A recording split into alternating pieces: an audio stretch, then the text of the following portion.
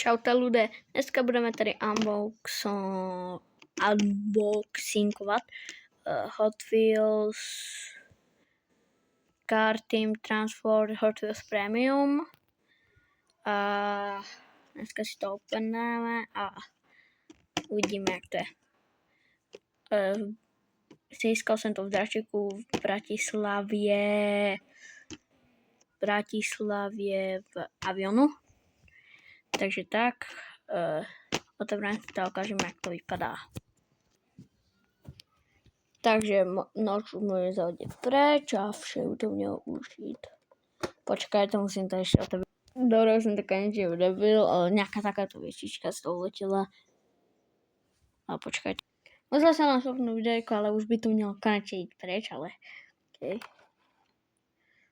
Dlouhej, ale toto zase nevšak také dlouhej, taky velký.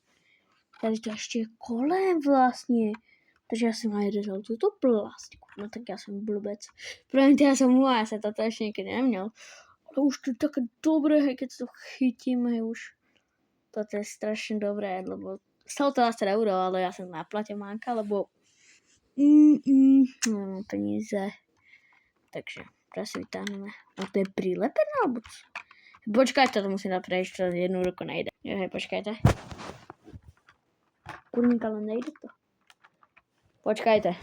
Hej, taky by bylo, hej, ze sebou, ale počkajte, už toto mám tady, toto, ale dost těžké. Kolečka. Potom tady je tento trak. Kdo zlubí.